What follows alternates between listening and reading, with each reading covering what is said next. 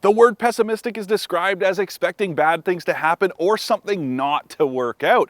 It's safe to say that's how I was feeling heading into my week with the 2021 Mercedes GLE 350. Not that my expectations were low in general, but because of what's under the hood. Well, I'm never afraid to admit when I'm wrong, and this little motor is more than enough for the mass it's moving. It's also enough to make the GLE 350 a properly affordable premium SUV.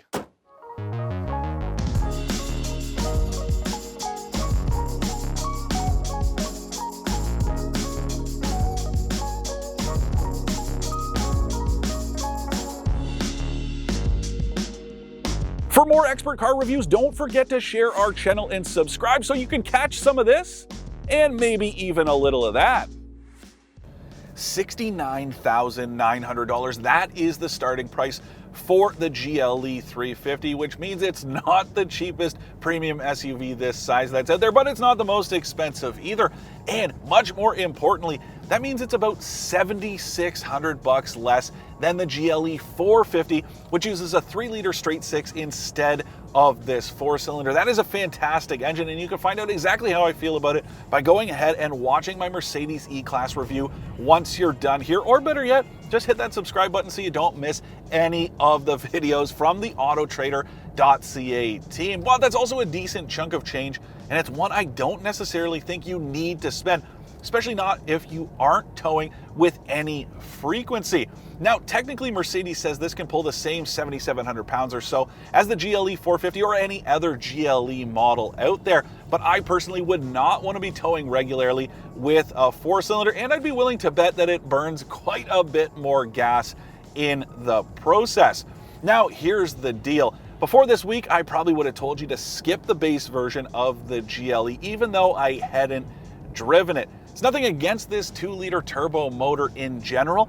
It's just that I don't necessarily think a 4-cylinder would be my first choice for a vehicle that weighs more than 4,700 pounds. But I was wrong. This 2-liter is a perfect fit for the GLE.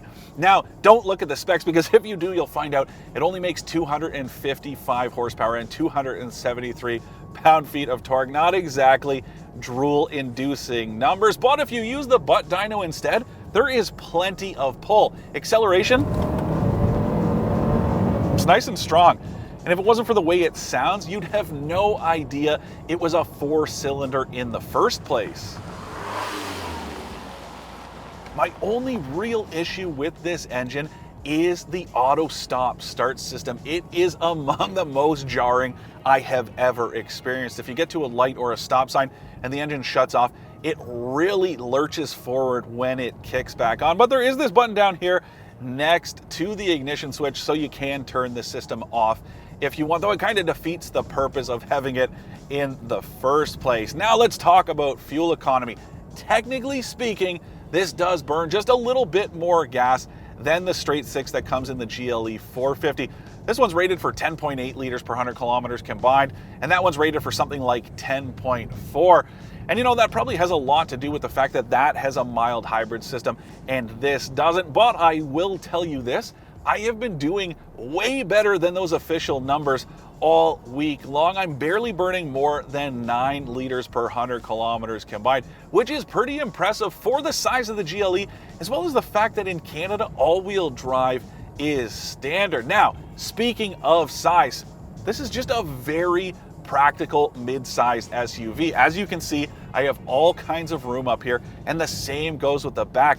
Limo-like legroom. I can't get over just how spacious it is. And the same goes with the cargo area. I think you get 940 liters behind the back seats. But just to prove how much room you have, you can option this thing with a 3rd row if you want. This one doesn't have it, but that's not the point. It's just that there is enough room back there.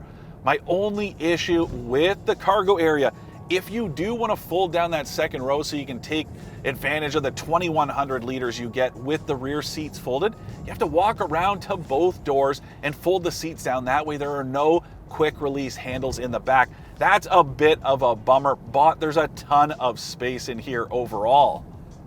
Something else Mercedes has done a nice job with is giving you a good amount of standard stuff for the money, starting with this infotainment system. It runs through a 12.3-inch touchscreen, and it's got good features like navigation with augmented reality and Apple CarPlay and Android Auto. The only thing is Mercedes still hasn't figured out how to work those smartphone interfaces in a widescreen format so you get dead space on either side. It's like watching a 4:3 show on a 16:9 TV. It just doesn't look quite right. But the display itself is big, bright, and responsive. And I even like the way it's kind of tucked back into the dash rather than sitting on top of it. But that really is a compliment to the interior design in general. It's classic Mercedes-Benz, but it also feels nice and modern. So you have a full complement of HVAC controls down here. They're physical buttons, and I love that, but it doesn't feel too cluttered at all. I even like the way these handles come up onto the center console, though they do make these controls a little awkward to use. And then there's this touchpad in the middle. That's redundant since this is a touchscreen. I don't see Mercedes getting rid of it anytime soon, but I really wish it would. But otherwise, there is a lot to like in here, though it does leave me with one question. Should real leather upholstery be standard in a $70,000 vehicle? Yeah, probably, but this fake stuff fooled me. And if you really want the real deal, you could always pay a couple grand more to get it. My bigger issue with this driver's seat is that I don't find it all that comfortable, and that's usually not a complaint I have about Mercedes products. I just find this lower cushion a little too firm and narrow, so I do get some pain in my upper leg pretty quickly into longer drives. Anything over about an hour or so and I really start to feel it. And then the other question you might have is, should ventilated seats be standard in a vehicle with a starting price this high?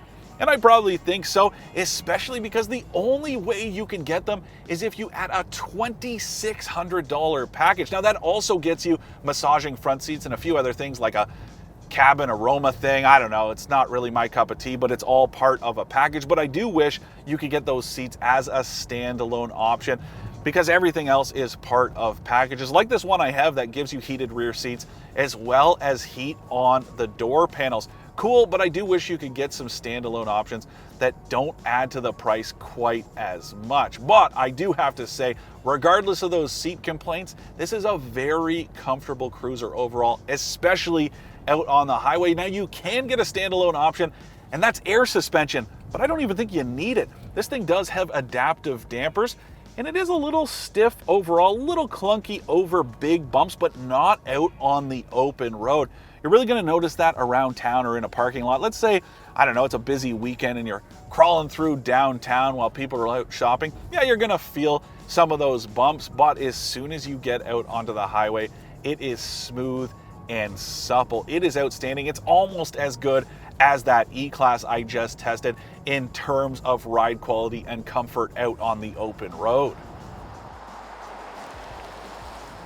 I do have to say though, that cruising comfort makes this an ideal candidate for the brand's advanced driver aids, but this one doesn't have the $3,000 package you need to get them, and that is a bit of a bummer. So what does this have? Well, there are about $9,000 in options here, and there are some advanced safety stuff that comes standard, like blind spot monitoring and automatic emergency braking. There's also an optional head-up display, and it is one of the best in the business. The same goes with the E-Class I just reviewed. All kinds of information you can pull up here, full color, and you can reconfigure it so you can pull up different information you want, or just have your speedometer in the middle. I love the way it's laid out. And then the other options it's got, well, it's a pretty good list. You get a self-parking system, surround view monitor, those heated rear seats I talked about, that head-up display. All told, it makes this about a $79,000 vehicle before freight and tax. But you know, it feels like there's pretty good value for the money here. You can actually see and feel where all that money went, even with this fake leather. I'm telling you right now, you'd have no idea when you first look at it or even when you feel it. It's nice and soft, but it's also durable. Again, that to me makes that price good value, because if you look at it next to some others out there, like the Genesis GV80, yeah, that thing gives you a lot more for the money, but this is still a Mercedes-Benz, and that stands for something, and you really can tell exactly what your money is getting you. Now, even if you do decide to skip most of the extras that this one has, I would highly recommend the $1,500 Sport Appearance Package. Without it, I find the GLE-Class does look just a little bit down market, especially with the wheel arch moldings and the bumper and grille treatments, just not all that premium. But this gives you kind of an AMG flair. It's got that beautiful grille, as well as the body kit, some unique finishes on the bumper, both front and back. Also got these outstanding 20-inch wheels. They're 5 spokes. They're a pretty simple design, but it's one of my favorites out there. It's the split spokes and that big wide outer rim. I just love the way they look. I do think they're some of the best wheels you can get, and they suit the GLE perfectly. And you know, this thing's obviously a little more understated than something like that grinning and glinting GV80. That's got that wow factor, whereas this is a little more anonymous, but it's also more timeless, and I definitely think there's a place for that in the market. To recap, feigned surprise, but I like the 2-liter turbo that powers the Mercedes GLE 350, as well as how spacious it is and the value it delivers. I don't like the jarring ignition stop-start system, that the driver's seat is a little stiff and uncomfortable, or that ventilated front seats aren't standard. Not too many vehicles out there have been able to surprise me quite like this GLE 350. If you're feeling apprehensive about the engine, this is your official word that there is nothing to worry about. So take the money you'll save by skipping the 6-cylinder and spend it on the packages to get the massaging and ventilated front seats and the advanced driving aids. Trust me, you'll thank me later.